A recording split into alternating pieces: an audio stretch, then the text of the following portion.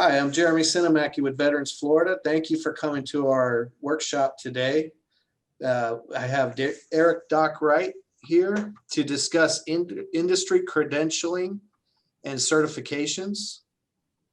Eric is a veteran, a Navy veteran, a founder of Vets to PM, and Amazon #1 best-selling business author. He's a philosopher, linguist, and he's passionate about helping military veterans achieve meaningful, lucrative post-service careers and businesses. Eric, thanks for coming. Right on, Jeremy. Thanks for having me out to this session, man. I'm excited, and I've got some special guests with me, so it's going to be a treat. So, hey, I like to start with what's in this for the folks in the audience, right? So consider me your DJ of smooth career transitions, right? So what's in this for me? Your favorite radio station, WIFM, WIIFM. So here's what's in it for you. When I transitioned out of the military, so I was in 2 branches, 9 years, I couldn't speak their language. I couldn't speak what civilians spoke. I spoke military leadership. I spoke Navy nuclear propulsion. I spoke Army satellite communications, none of which they valued too much. And when I tried to talk about my veteran service, a lot of them didn't know what I was saying, all the acronyms and stuff like that. So my career transition didn't turn around until I learned how to speak the language that they speak in the civilian workforce, the civilian division, the CivDiv. And that language is management. And there's multiple dialects of that.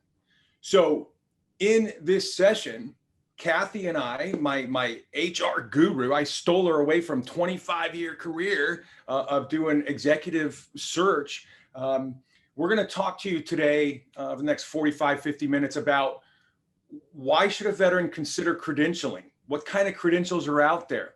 I like to relate it to what credentials relate to in-demand career fields, right? Because the less supply of professionals they have in these hard to fill demand careers, the higher your salaries. I mean, that's economics 100, right? So I like to use basic principles like that to kind of present information to the vets that we help so that you have context for what's coming next when you step out of uniform. So that's the topic today.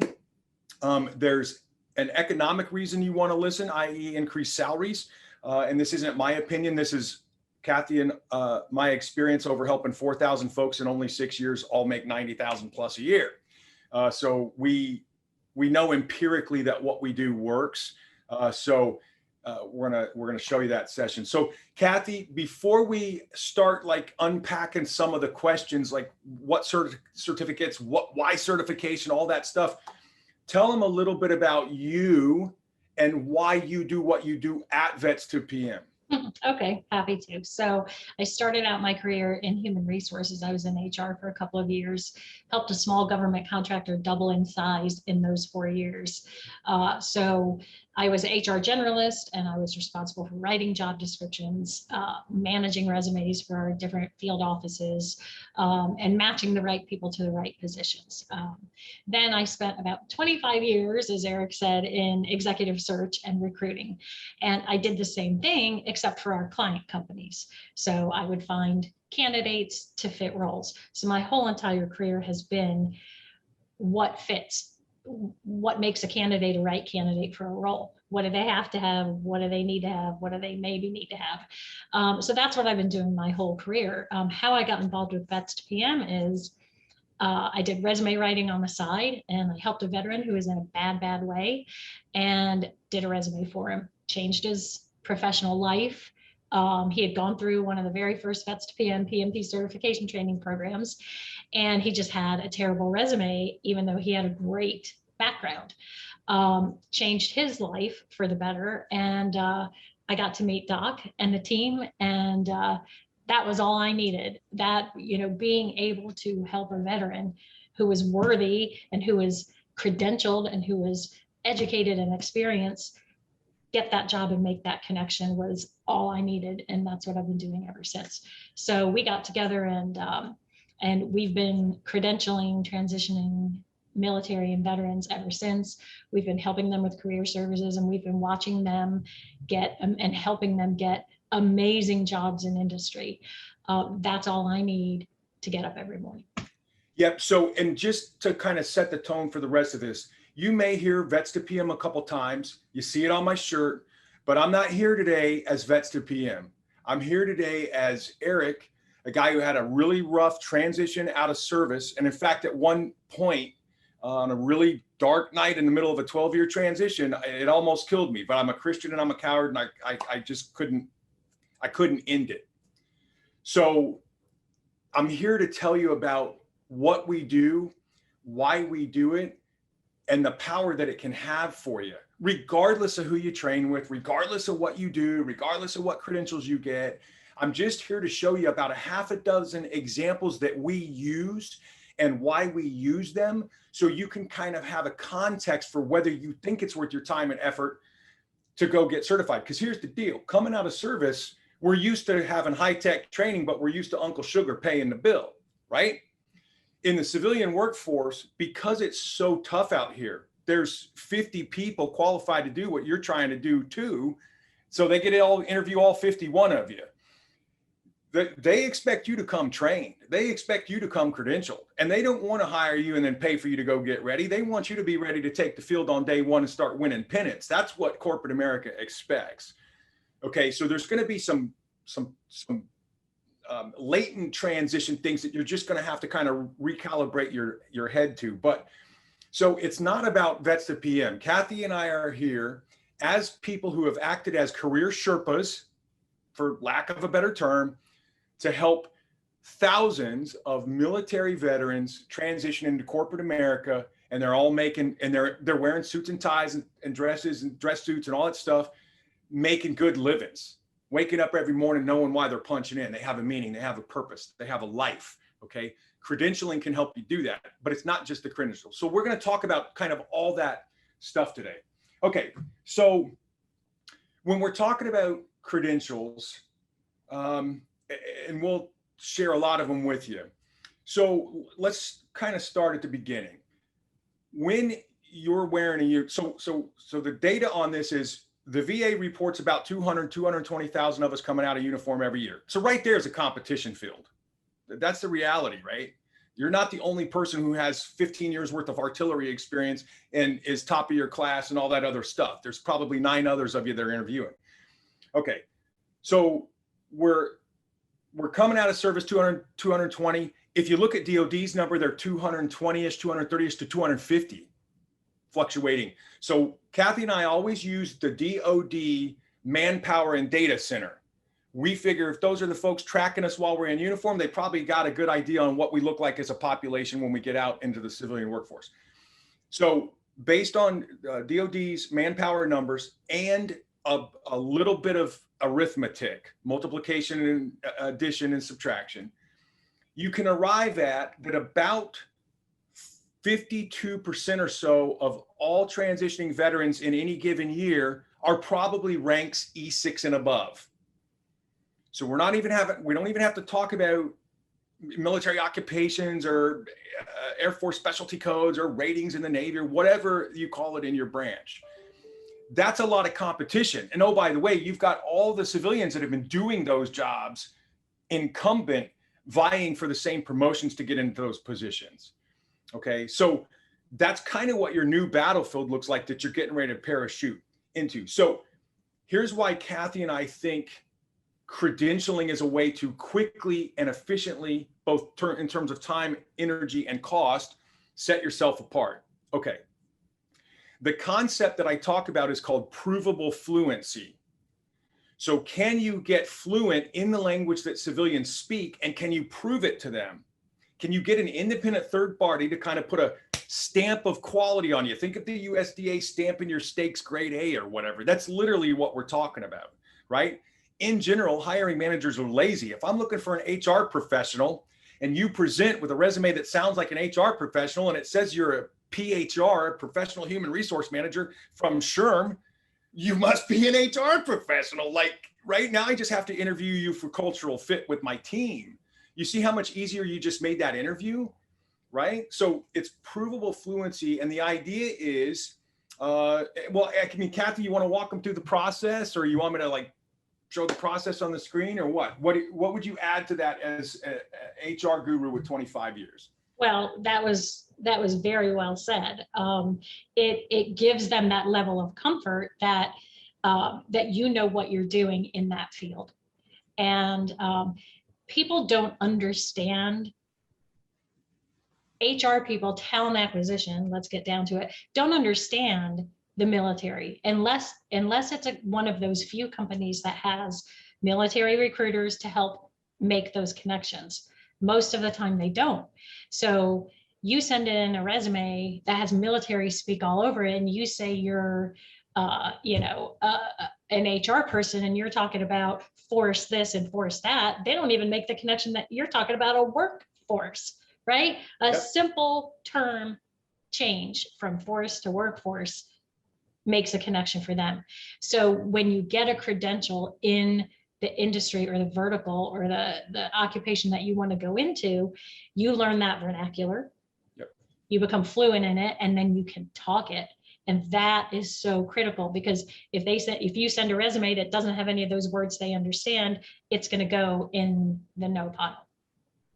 Yeah. So, I mean, let's do a real quick example. So think about it. So, let's look at the data. So Kathy and I work in specialized fields, because one of the things that made my transition really rough was not only could I not scrape together more than $34,000 a year in annual salary, which in San Diego is horrible. I had roommates until I was like 30 years old and stuff, right? Like you might as well make $9 a year out there. Okay, but so not only could I not to scrape together a paycheck that I thought was commensurate with my years of experience, I didn't have any meaning. I didn't have any purpose. I didn't have any sense of identity, right? When we're wearing a uniform, we know who we are.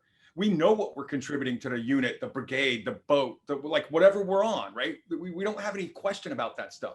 We know what we're going to do that day when we get to work, and we know how it's going to help the ones on our left and our right and the front and the rear. And we know all that stuff.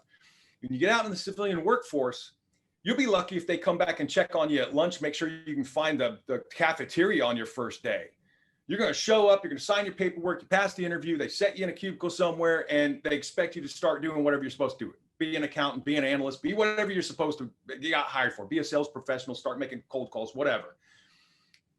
And there's very little indoctrination. There's very little intake. There's very little connection offered to the underlying brother and sisterhood of the employees working in that company. Because they don't have unit mottos, they don't have unit crests, they don't have banners and streamers and stuff and units awards that they've won over the 40 years of their, storied career. So you're going to struggle, some of you, with a sense of meaning, purpose, and identity. So let's do a real quick example. So think about this. Now, you look at the experts on LinkedIn, and they'll tell you that this doesn't count. It's not a real career field, and like whatever, find something else to do for a living. But here's what I believe, because an old Navy nuclear welder lived it. So here's what I believe. When I spoke military leadership, hey, I'll lead this, I'll lead that, I'll lead everything else. Here's what the civilians heard. They speak a different language. Leader in the civilian tongue of management, not military leadership, in management, means executive. So if you say I'm a leader, you're saying I'm on par with your chief executive officer, the guy or the gal at the top of the pyramid running the joint. They probably have years of industry experience, which you don't. So there's already in their mind cognitive dissonance. How are you going to lead my organization when we haven't even hired you yet? You have zero industry experience. So we have a language translation problem. We also have the problem of there's incumbents waiting for that job. So now the competition just got ratcheted up. And when you say, I'll lead this and lead that, in the civilian workforce management, that is a language that is management. Management means that the manager, the person hired to run their piece of the organization, or the organization, has fiduciary responsibility. I'm supposed to make a profit. Where do you find that? On a P&L. If you don't know what I just said, they're going to say that in an interview, and you're not going to know what they said, and that interview's over regardless of how many more minutes go by. So a manager in the civilian workforce does 4 functions. Now listen up, because you're going to hear yourself in these, gang. We've done this thousands of times with thousands of veterans just like you. I first have to plan what I'm going to do, establish the norms, the behaviors, the customs. What are we doing? What are our metrics of performance? What are our standards of performance? How will we know if we've achieved it or not? I'm planning what we're going to do and how. I then, as the manager, organize, step 2, organize all of the resources necessary to execute my plan. Then I lead, point, direct, provide purpose, motivation, coaching, mentoring, whatever. Then I lead. So at any given moment during the execution of my plan, I demonstrate leadership. That's where you shine, gang. You have legitimate formal training and OJT validating exceptionally wide, deep leadership across all kinds of environments. And we control. If performance is not meeting plan, what corrective actions do we take? And how will we know when it's fixed or not? And so we take our next round of corrective actions. Now, here's the nuance of that. When you show up at the interview and you say, I'll lead this, lead that, lead the other thing. Hey, man, I'm impressed. Kathy's impressed. She knows what all those acronyms on your resume mean. We know that you can do that. But they don't hear you talk about your ability to plan, all that experience. They don't hear you talk about all that experience, horse trading and doing drug deals, trying to get resources that are scarce across the environment to get your plan done. They know you lead, and they don't hear anything about your ability to control. How do you handle it when it doesn't go the way it's supposed to go? And do you still achieve the objectives that you were paid to achieve? Now, I don't know about you, but every E6 or above I've ever met has wide, deep experience planning, organizing, leading, and controlling. But if you only talk about one of the 4 categories, you are not qualified. You are underqualified, and they will send you letters, if they even care enough to do so. They will send you letters that will tell you you are underqualified or not qualified. Or here's what they'll say. They try to be nice. We hired a more qualified candidate. When it's just not true, but they only heard about 25% of your experience. So you're not the full meal deal. And they So wonder why Kathy? did they hire somebody who was more qualified? I do all of this. I could do this with blindfolded and my hands tied behind my back. And Yep. it's all about, they didn't describe it. They didn't know how to talk about it. They didn't know the language to be able to express what they've done. So getting a credential in your chosen field teaches you that language. So you can have provable fluency, and you can show these people by the way you talk that you understand what you're talking about, and talk about it in an intelligent way that they understand and know what you've done. So Kathy, so let's say I'm a first shirt, or I'm a top sergeant, or I'm a gunner, I'm master gunnery. Like, so let's say I really love the people part of my job. So I'm going to be an HR professional. How does achieving an HR credential help me? How does it help me look like, sound like, and act like an HR professional? Because I have 18 years of experience as an HR professional, right? Yes. So first of all, on one side of that, most credentials, you have requirements to be able to test for that credential. So that's why there's different levels. There's CAPM and PMP on project management. There's APHR and SPHR, associate and senior for human resources. So being able to qualify to test for that, or to take the exam for that credential, gives them first level of, okay, this person. You meet industry standards. Right, you meet industry standards. Maybe you only just meet them, right? But it gives them that, if you've tested and you've passed and you've got that credential, then they know you meet those standards. And then when you talk about, I'm sorry, but go ahead. When you talk then you talk about, hey, I took care of my people's pay problems, and I took care of my people's SGLI before we deployed, and I made sure their wheels were all, when you talk about all that stuff, that's HR benefits, management, blah, blah, blah. But you have to know what those words are. Right. And so not only are there requirements associated with these credentials, there's also a body of knowledge, or a BOC, right? See, they do it too. Civilians have acronyms just like us in the military. They just like pretend they don't. accountants sound different than project managers in the civilian workforce. I guarantee you, walk by them in the hallway, you'll pick them out in a heartbeat. But so they've got minimum standards to meet, and it's got a target language now. And that's what provable fluency is. I'm going to translate all of my military mission experience, operational experience, running the shop, running the headquarters unit, whatever, into HRE stuff. The civilians know what that stuff means. That's how they talk about HR. Now you're talking about HR in their language, not Air Force language, not Marine Corps language, not Navy language, not Army language. Then you achieve the credential. So really, in my humble opinion, so I hope none of my friends on here from professional organizations are in this audience, but in my humble opinion, that's really what these professional credentials, like the project management professional from PMI, or the APHR professional from Shermer, or HRCI, or the Sec Plus from CompTIA, name the credential, the professional credential. You talk like that in the target language. You've got the credential. It was awarded to you by some independent third body. If I'm a hiring manager, especially if I'm a lazy one, if I'm looking for a cybersecurity gal, and you present to me what a Sec Plus, and you know what Python is, and you can demonstrate, bang on keyboard, do a couple simple actions, I can hire you. And right? also, now I'm just interviewing for you for culture of fit. Right. And also the credential teaches you what you don't know, and that's almost as important as what you do know. So on the HR side, for instance, in the military, you can be a great talent acquisition person. You've been recruiting for your military branch. You've been, got a little sales training in there too. So that's talent acquisition, and there's all these compensation. So, you cover that, but the benefits, right? So in human resources, you've got talent acquisition, you've got compensation, you've got benefits, you've got generalists who kind of hover over all of those. But the benefit side of it is very different in the military than it is in the civilian. You can't say you've been negotiating with, whatever insurance company to get the best benefits for your people.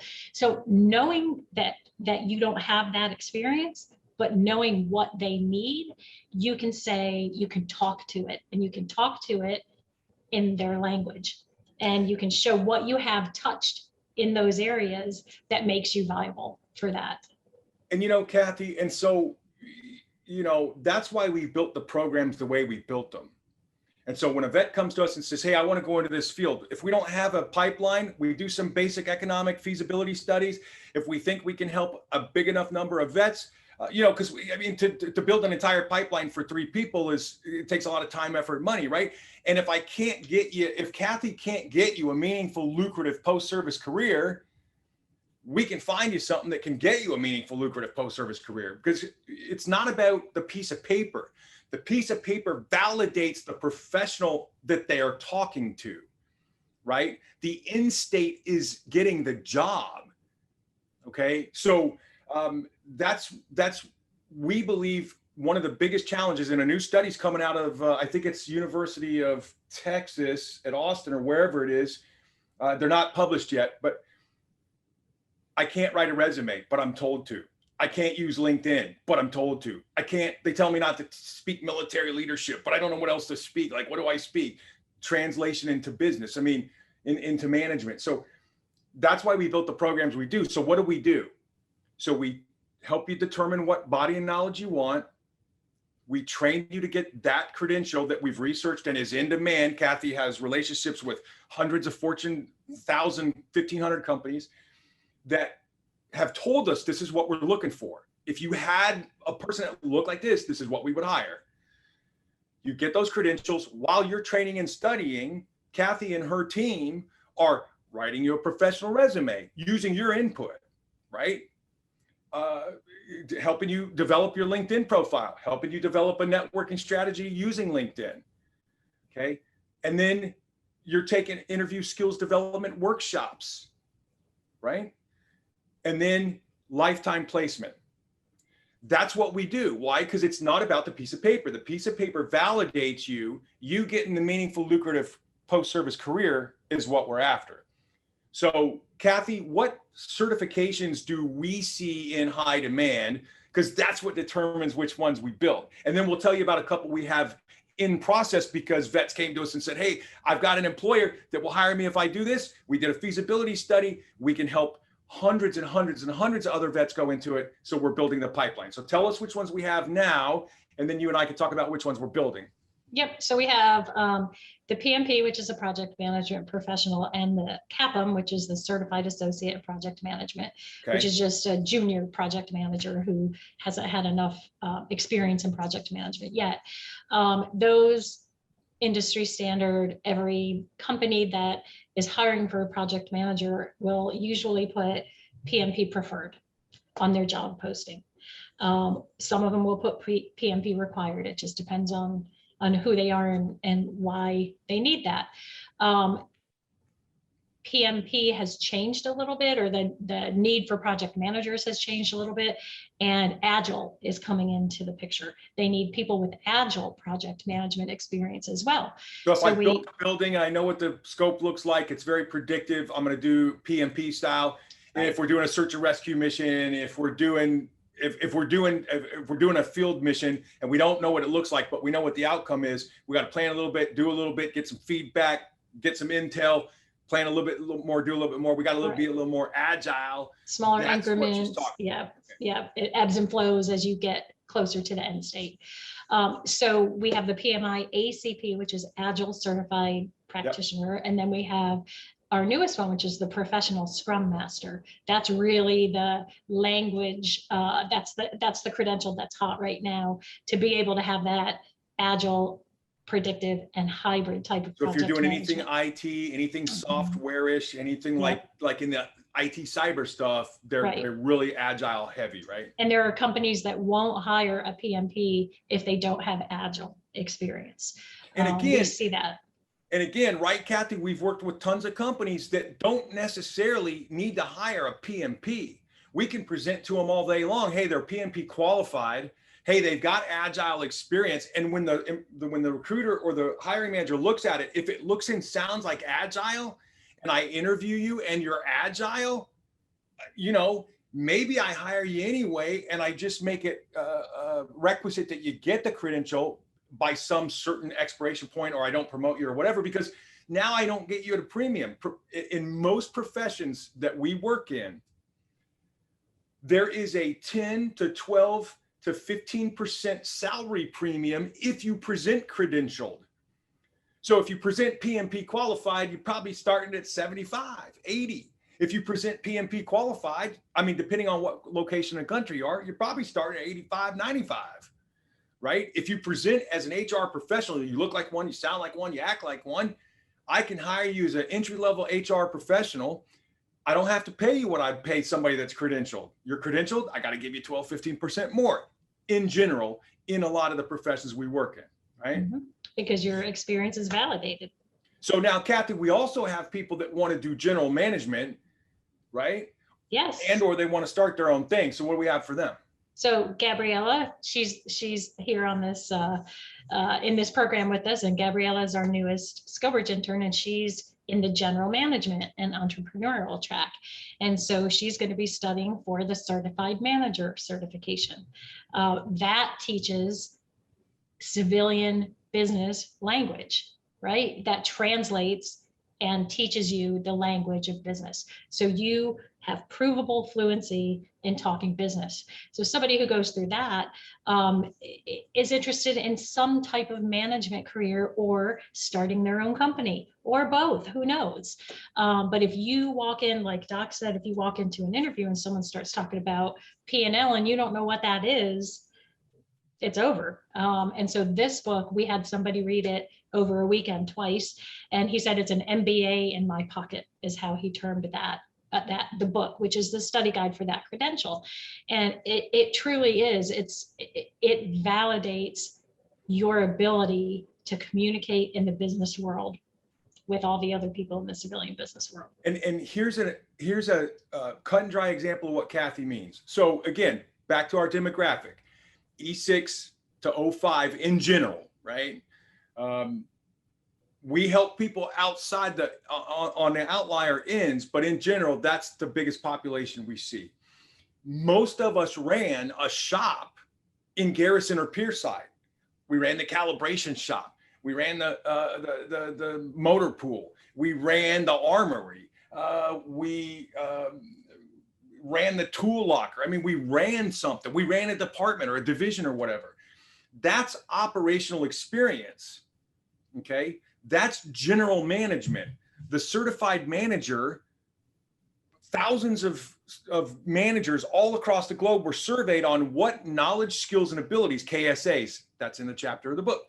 What KSAs does a good manager need to do their job well? Job well means be successful, which means be promoted. That's what it means. Okay. So they looked at the 10 areas of running a business that you need to be adept at to take scarce resources and turn them into something of greater value. The certified manager credential is that general management, that operational experience validator. So we had a guy read the book 4 times, passed the exam, Navy cool, paid for it. Now he's got a difference maker on his resume already. And he's still left of the transition bang. Okay. But now if somebody says in an interview, P&L, he knows what they're talking about. And here's what it does mean. It's the profit and loss statement. It's whether your company makes any money, controls their expenses to any good degree or not, and generates any profit doing it.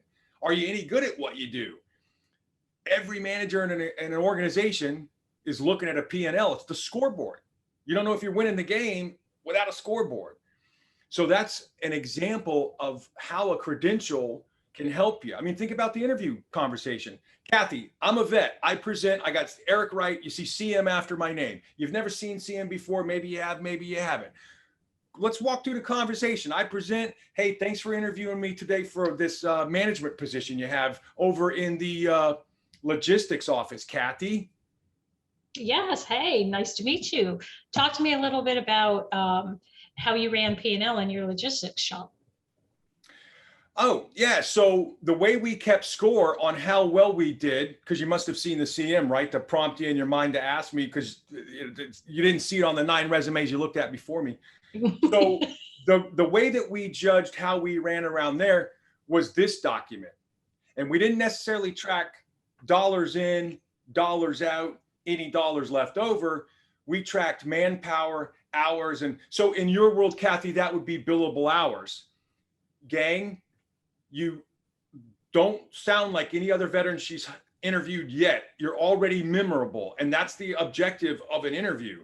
Because resume, LinkedIn profile gets you the interview. You slam dunk the interview. You'll get the job if the interview goes well, because there's probably going to be more than one interview.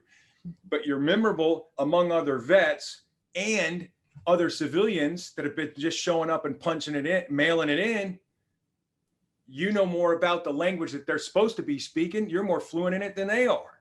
And the interesting thing is this example, the reason I asked about P&L, which might not have been where you were expecting me to go with that question, but everybody, I hear from companies, oh, well, people in the military don't have P&L. They don't have to worry about that.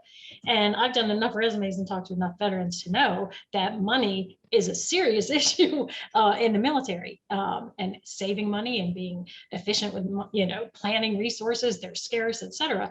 So what that question and his answer showed was, I understand what P&L is. I understand how it's different in the military. It's not classic P&L like civilian, but now I can describe it to this person.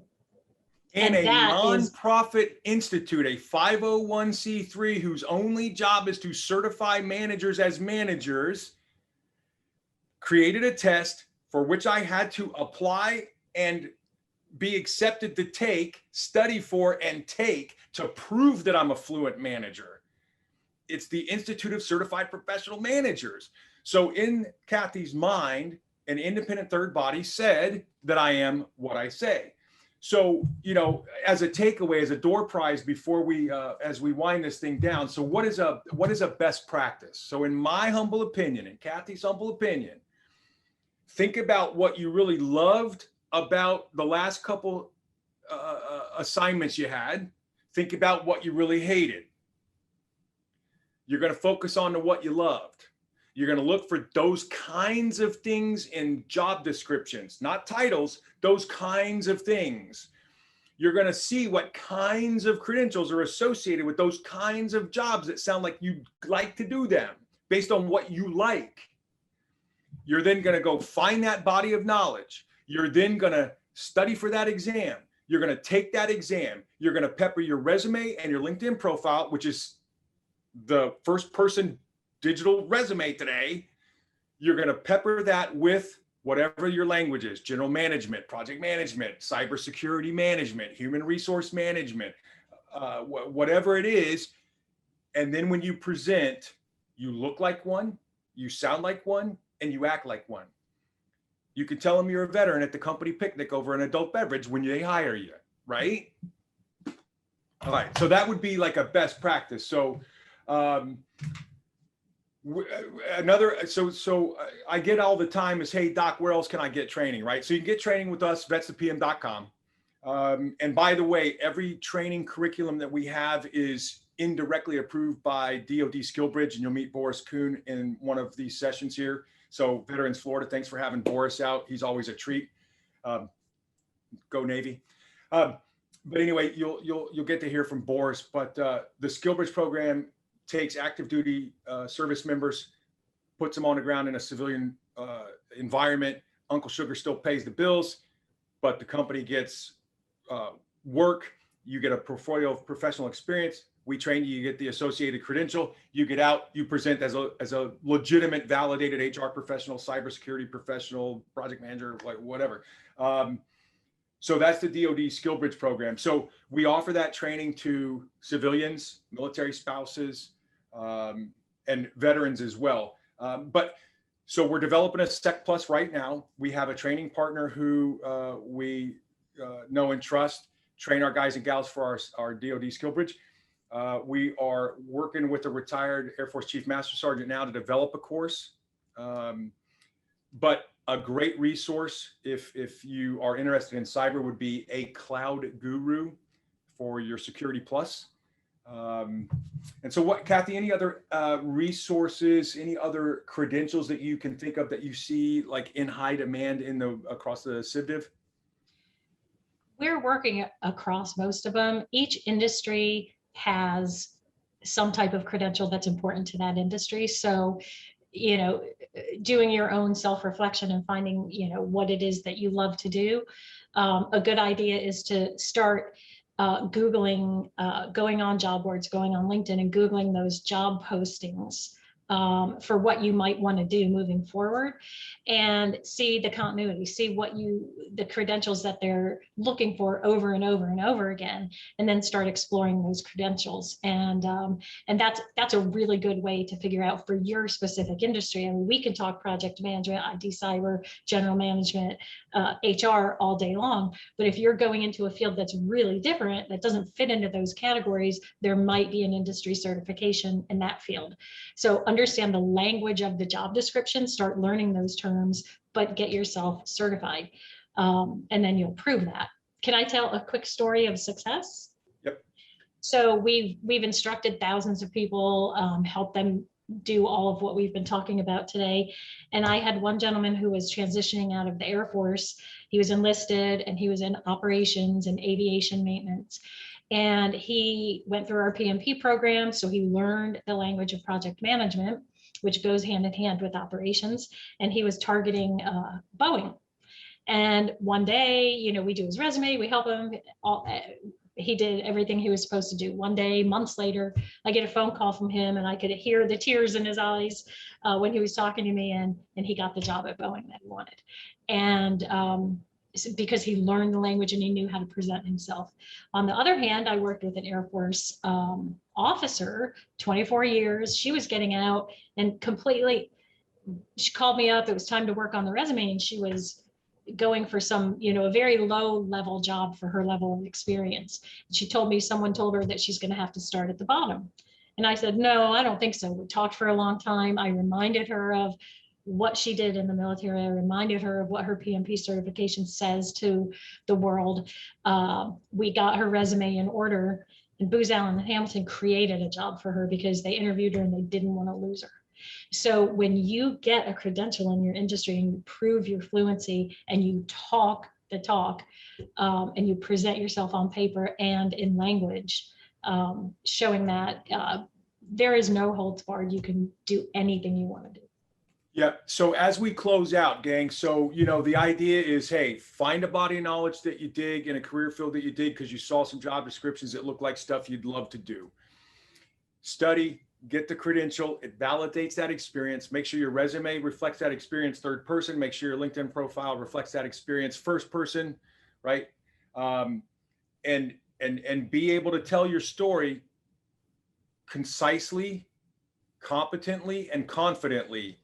A great book. I have no fiduciary incentive for this guy, but this book changed the way I think about marketing and marketing myself and running companies and telling our marketing messaging. And I thought I knew what I was doing, right? Several companies, nonprofit, but Building a Story Brand by Donald Phillips will change your ability to tell your story in a way that communicates value. And so that's one of the best practices I would recommend to you as you think about your transition is answer the hiring equation for the person you're interviewing with.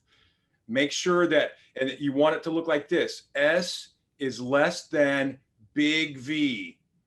My salary is far less than the huge amount of value I'm going to bring you. And that's what I'm going to tell you in a very clear, cogent, competent manner in my interview, talking about my full breadth and depth of experience. The second thing I would tell you, and you heard Kathy tell you this,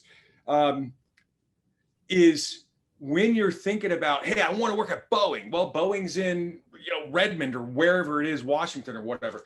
You got to start answering some questions. And just like you make this, decision trees in the service and course of action list and stuff like that. Listen, any decision you can filter it down between three objectives. What job do you want? Like the job would you dig? What salary? So job is one objective on a triangle. Salary is the other objective. Okay. And at the top is location. So if location is the most important thing, I'm getting out after 22 years and, I'm the military member and my husband, the military spouse said, hey, if you move me again, like it's all over, right? Then location becomes the most important thing to you and your family. Well, you might not get the salary requirements you want, and you might not get the full job description you want, right? If you set your requirements, but you have to think through those requirements before it's live TV in an interview, and it's the first time you've thought about how much each of these matter. If the pay matters, I'm not making less than $108,000.32 there, Eric. Well, that's fine. I'm telling you, they probably don't pay HR managers in Salina, Kansas, $108,000 a year. I don't know what they pay them, but it's probably not $108. So the other best practice is just run yourself through that, that triangle of decision making, right? And then find a mentor. LinkedIn over at what, Kathy, 700 million users now or something. You've looked at some job descriptions. You're looking at some credentials. Type that credential into the search thing. Connect with some of those people and start having conversation. Hey, what's a day in your life like? Hey, is this credential going to do me any good?